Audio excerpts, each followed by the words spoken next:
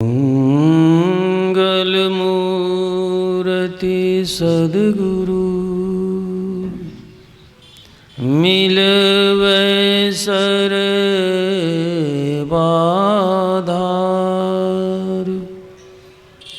मंगलमय मंगल करण बिनवो बारंबार। ज्ञानयुदधियर ज्ञान घन सद्गुरु शंकर रूप। नमो नमो बहुबारहि सकल सुपूज्यन भू। सर्वेश्वर के स्वरूप सिंहासन पर विराजमान परम आराध्य संत सद्गुरु महर्षि में ही परमहंस जी महाराज के पावन श्री चरणों में कोटि कोटि शनमन। उनके पावन हृदय परम पूज्य पाद संत साही स्वामी जी महाराज के पावन श्री चरणों में कोटि कोटि शनमन। अपने निवास में विराजमान संत मत के प्रधान आचार्य परम पूज्य पाद ब्रह्मऋषि चतुरानंद जी महाराज के पावन श्री चरणों में कोटि कोटि शनमन। मंच पर विराजमान पूजनीय संतजन, वंदनीय सत्संग प्रेमी माताओं एवं बहनों, यूट्यूब के माध्यम से महर्षि मई हृदय चैनल पर जो भी श्रोता इस ज्ञान यज्ञ का दर्शन और श्रवण करते हैं उन सबको भी बार बार नमन और वंदन।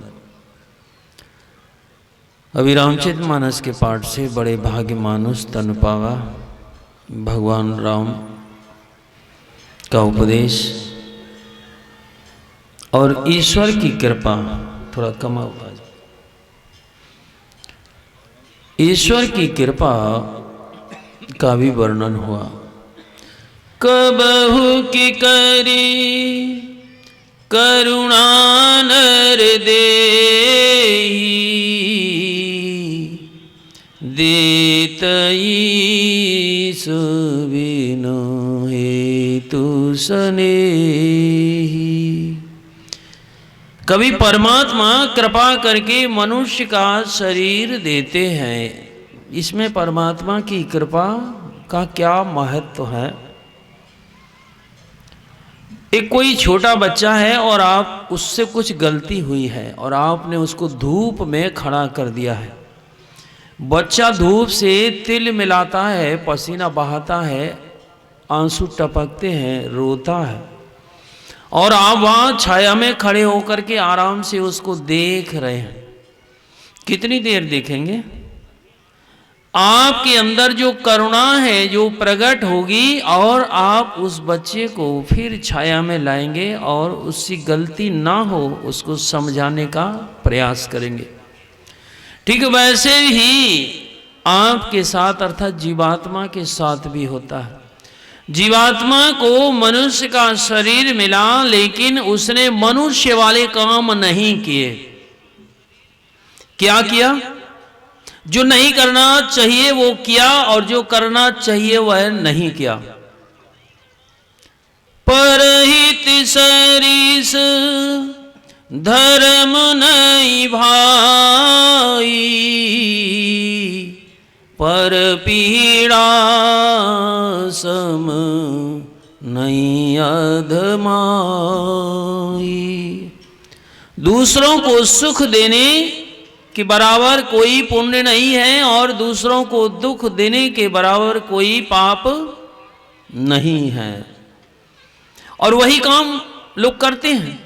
देखते देखते वही गलतियां करते रहते हैं और परिणाम क्या होता है?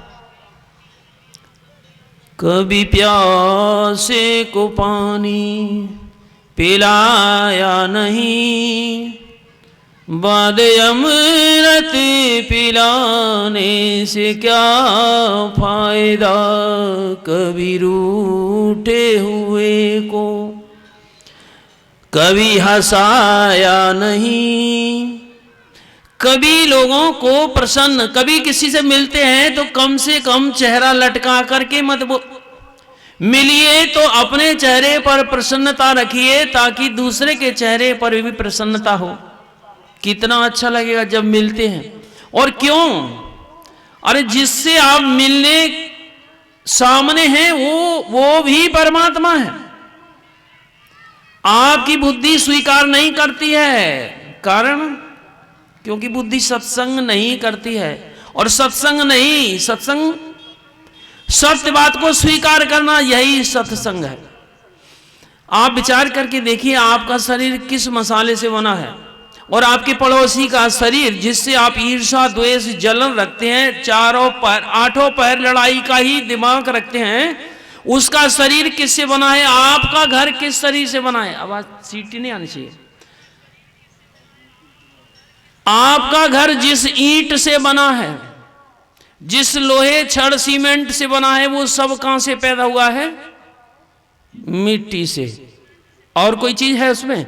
आपको दिखाई पड़ता है कि मेरे तो रंग इतना बढ़िया है, टाइल इतनी बढ़िया है, पत्थर इतने बढ़िया है, हीरा लगे हैं, मोती लगे, सब लगा है, लेकिन कहां जड़ कहां है?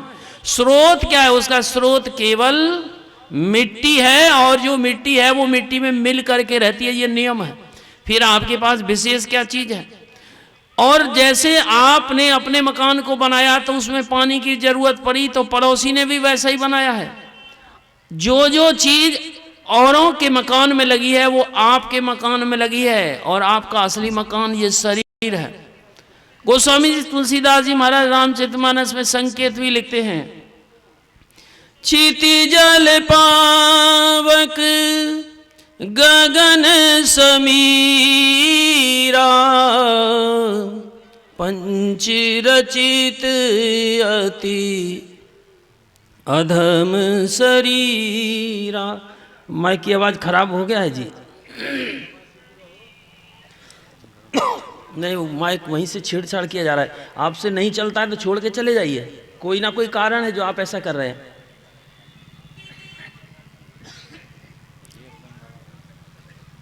जिन तत्वों से आपका शरीर बना है उन्हीं तत्वों से आपके पड़ोसी का बना है। जैसे घर बना है वैसे ही आपका ये शरीर रूपी घर में बना है। अंतर क्या, विशेषता क्या है? विशेषता और समझना चाहते हैं, जो जीवात्मा है वो पड़ोसी के शरीर में और पशु के शरीर में और आपके शरीर में एक जैसी ही है। ऐसी नहीं है कि उसमें परमात्मा का अंश नहीं है और आपको ही सब परमात्मा का अंश मिल गया। उछलने की जरूरत क्या है?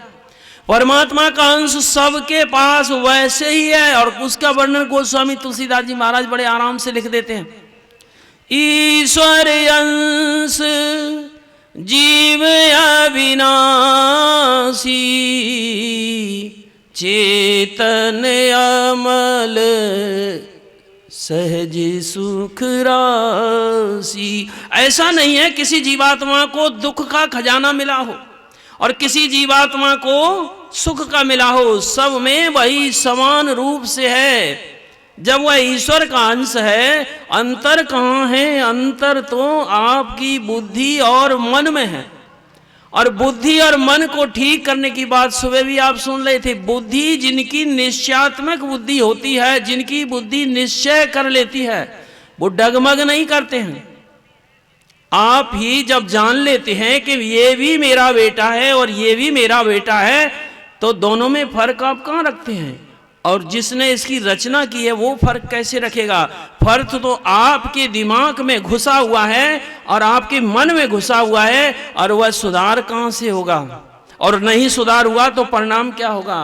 अभी तो सोचते हैं कितने आराम से मनुष्य का शरीर मिल गया है और इसको ऐसे ही गंवा दो। नहीं, बड़ी मुश्किल से मिला है। इस शरीर पाने के पीछे आपने इतने पापड़ बेले हैं और इतने पापड़ खाए हैं, बेले भी हैं और खाए भी हैं। कभी महल में रहे तो कभी बिल में रहे। कौन कौन सी समस्या आपके सामने नहीं आई? आपकी तो खाल भी खींची गई है, संतों की तो खींची जाती है, अलग चीज है, लेकिन आपकी भी खाल खींची गई है, लेकिन आपको याद नहीं है। आपको भी कूटा गया है लेकिन आपको याद नहीं है। ये भूलने की बीमारी साथ में मिल गई है। आप कहेंगे हमको कहाँ खाल छीली गई है? जब पटसन की खेती होती है, सन को पहले काटते हैं और फिर पानी में सड़ने के लिए दे देते हैं और फिर निकालते हैं और फिर उसको छील लेते हैं। छीला कि नहीं? कौन था पटसन में? उस सन के पेड़ में कोई तो जीवात्मा थी जिसकी खाल को खींचा गया, सड़ाया गया और फिर कूटा गया, साफ किया। अभी तो कहा जाता है कि किसी के काम आ जाओ, अभी काम आने की इच्छा होती ही नहीं है। कैसे किसका काम बिगाड़े? काम आना अपने आप में बहुत बड़ी बात है। यदि आप किसी के काम आ गए, वृक्ष न अपनो फल बखे, नदी न पीवे नीर, परमारथ के कारणे साधु निधरा शरीर। आप सुनते होंगे दधीची महाराज ने जब देवताओं पर विपत्ति आई तो अपनी हड्डियों का दान कर दिया, और आपने मनुष्य शरीर पाकर के किसी के काम नहीं आए तो ये प्रकृति आपको काम में ला करके छोड़ेगी। कैसे छोड़ेगी? जीवात्मा गाछ की योनि में चली गई,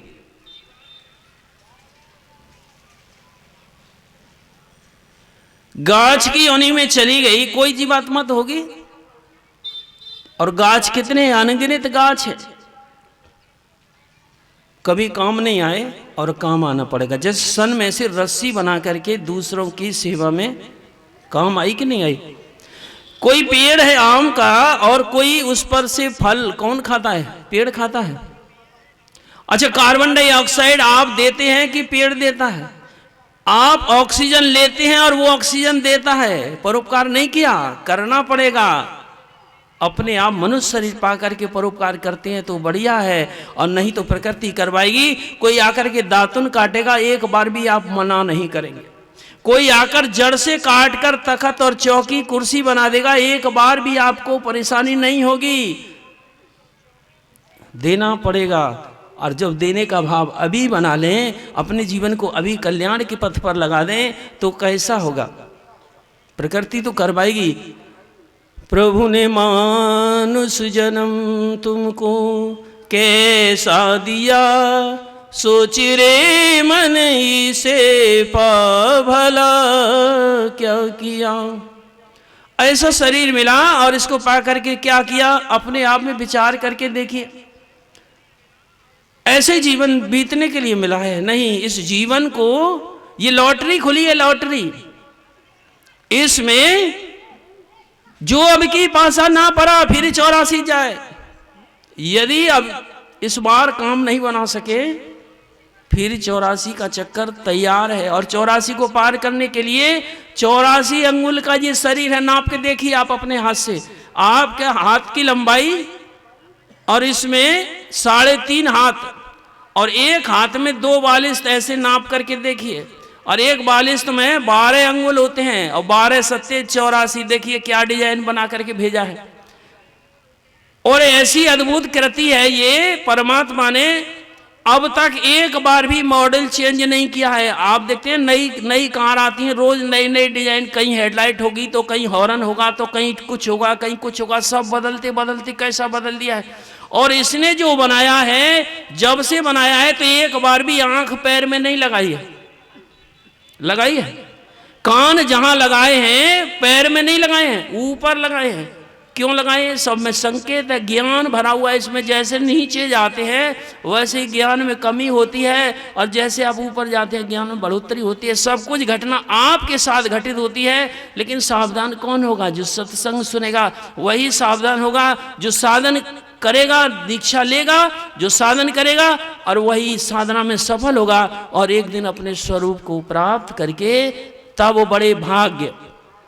साधन धाम मोक्ष कर द्वारा, वो मोक्ष के रास्ता को कम से कम गुरु से पूछ तो लो, कहाँ है वो? आपके अंदर ही है। और इसी क्षेत्र में जहाँ लोग चंदन और टीका लगा करके पूजा करते हैं, ऐसी भारत की संस्कृति है। समय तो कम होता है, लेकिन फिर भी कभी मौका होगा तो आपकी सेवा होगी। इसी जगह वह रास्ता है जहाँ से आप अपने स्वरूप को जान करके परमात्मा से एक मेक होंगे, और तभी दुखों से छुट्टी होगी।